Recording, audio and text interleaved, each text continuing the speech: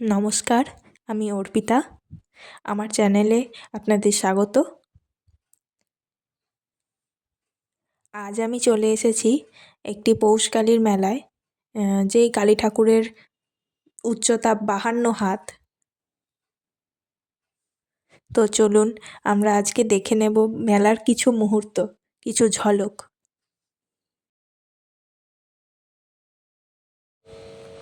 শুরুতেই আমরা কিছু খাবারের দোকান দেখতে পাচ্ছি, যেমন বাদাম ভাজা, জিলিপি, গজা, যেগুলো দেখে জিভে জল আসা খুবই স্বাভাবিক। এখানে একটা ব্যাগের দোকানও এসেছে দেখছি, ব্যাগের দোকানটা খুবই বড়। এরপরেই চোখে পড়ে গেল বড় বড় রাজকচুরি।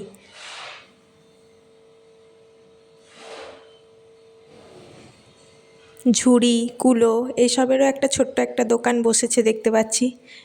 একটি কাকিমা নিজের হাতে সেটি তৈরি করছেন। ঠিক যেই কারণে আমাদের এই মেলায় আসা, সেই মা জগৎজননী মা কালীকে আমরা দেখতে পাবো এক্ষুনি। তো যার উচ্চতা 52 হাত।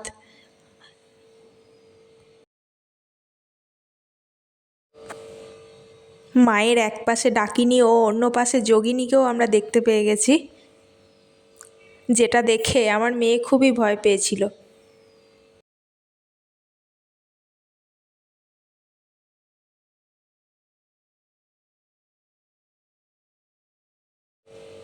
কি অপূর্ব সুন্দর মায়ের এই রূপ!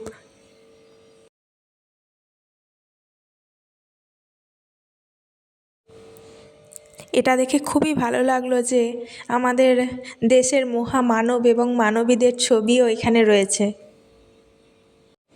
এই মেলা প্রাঙ্গণ তাদের আশীর্বাদ ধন্য।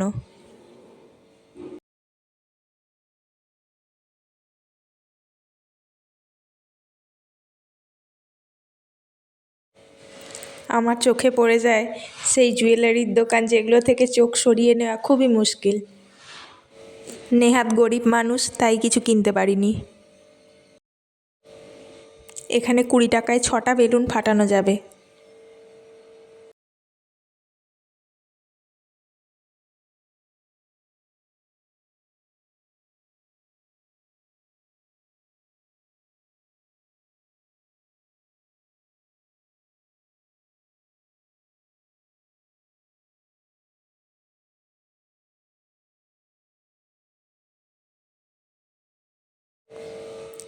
এরপরেই চোখে পড়ে গেল একটি ছোট্ট ক্লিপ, গার্ডার এসবের দোকান।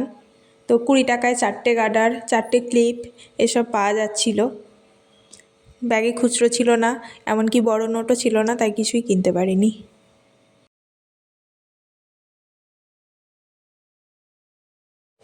এগুলোকে আমি সত্যি ফল ভেবে নিয়েছিলাম, তারপরে বুঝলাম না, এগুলো মাটির জিনিস। কি অসাধারণ সুন্দর এই মাটির পুতুলগুলো! দেখে মনে হচ্ছে যেন ছোট্ট ছোট্ট মানুষ সত্যিকারের বসে রয়েছে, বসে বসে কাজকর্ম করছে তাদের দৈনন্দিন জীবনের।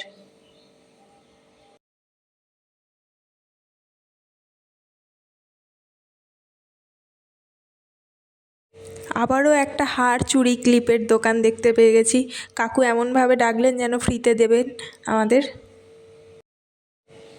মাটির কাপ প্লেটের এই সেটটা কী যে দারুণ দেখতে লাগছে! মনে হচ্ছে যেন তুলে নিয়ে চলে যাই।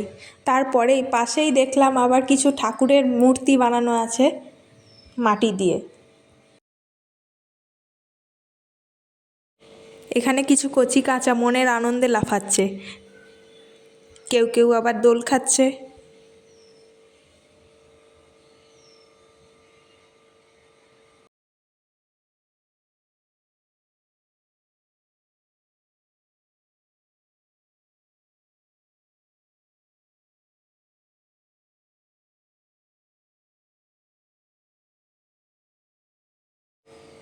কোন দিকে যে দেখবো আর কোন দিক থেকে যে চোখ সরিয়ে নেব সেটাই ভেবে পাচ্ছি না।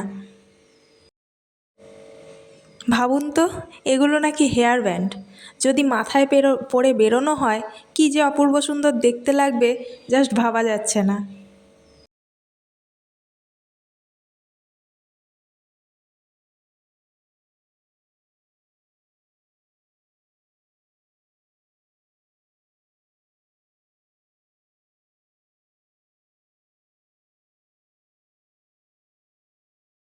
এখানে পাওয়া যাচ্ছে মথুরা কেক। আমার মেয়ে তো আবার মথুরা কেকের ফ্যান, তাই দেখতে পেয়েই একটা টুক করে নিয়ে নিল। তো ও মথুরা কেক খেতে খুবই ভালোবাসে।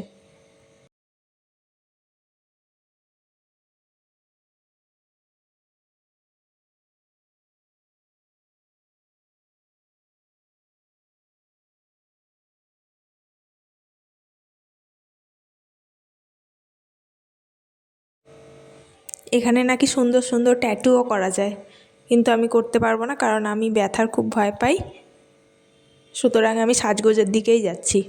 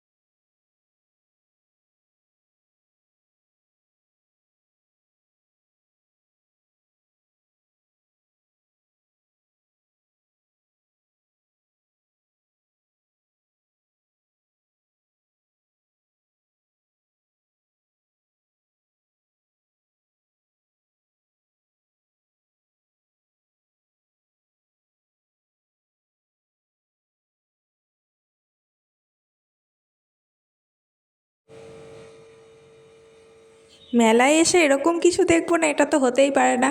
একটা সুইট কাপল দেখতে পেলাম। জাস্ট এক্সপ্রেশনটা দেখুন। আরও একটি সুইট কাপল দেখতে পেয়ে গেছি, হাত ধরে ঘুরে বেড়াচ্ছে। ব্যাগের দোকানে কোনোভাবেই দরদাম করা যাবে না, সব জায়গায় লিখে দিয়েছে এক দর এক দর।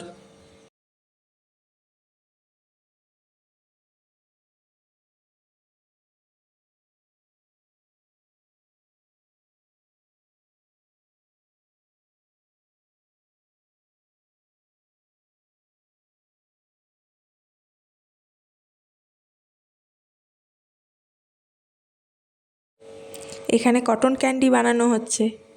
যদিও এখনকার বাচ্চারা বলে কটন ক্যান্ডি, আমরা ছোটোবেলায় এটাকে বুড়ির চুল বলেই জানতাম।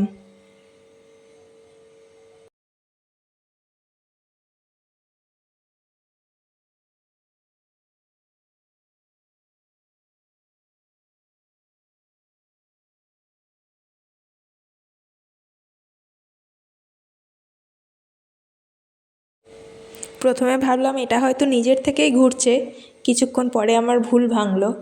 আসলে এটা নিজের থেকে ঘুরছিল না, এই যে এই ভদ্রমহিলা এটাকে ঘোরাচ্ছিলেন।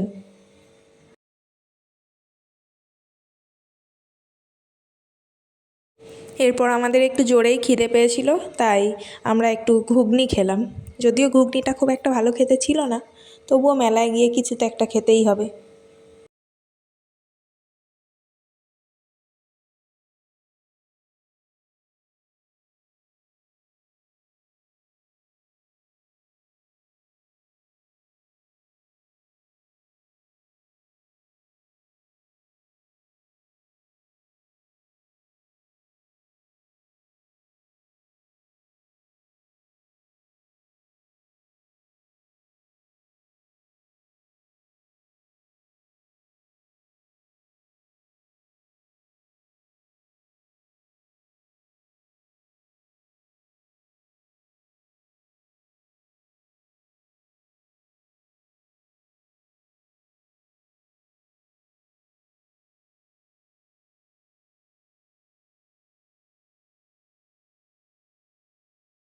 ঘুগনি খেয়ে মন ভরেনি, তাই এগরোলের দোকানের সামনে এসে দাঁড়িয়েছি।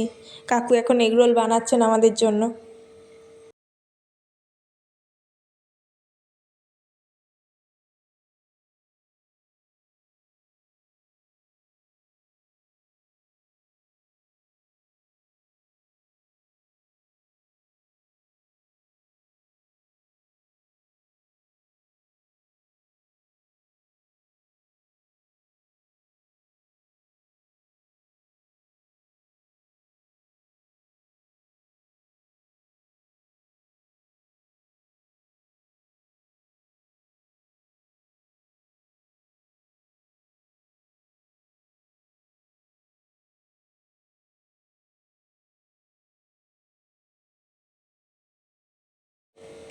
মেলায় খুব সুন্দর সুন্দর গানও বাজছিল, কিন্তু কপিরাইটের ভয়ে গানগুলোকে কেটে দিতেই হয়েছে, কিছু করার নেই।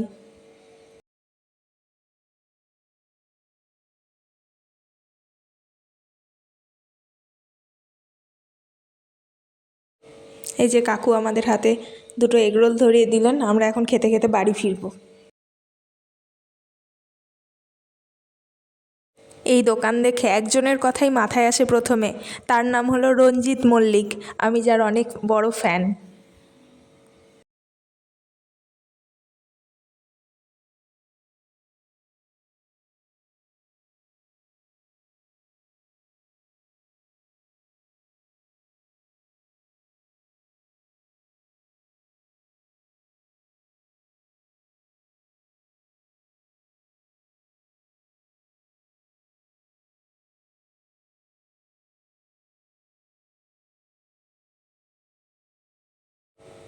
এই যে আমরা এখন টোটোতে উঠে বসেছি, এই টোটোতে চেপে আমরা এখন বাড়ি ফিরছি।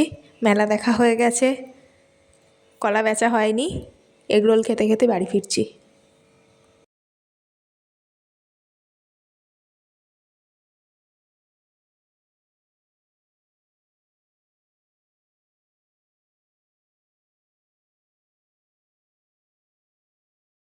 একটা ছোট্ট খাট্ট স্কুটিতে কতজন চেপেছে দেখুন।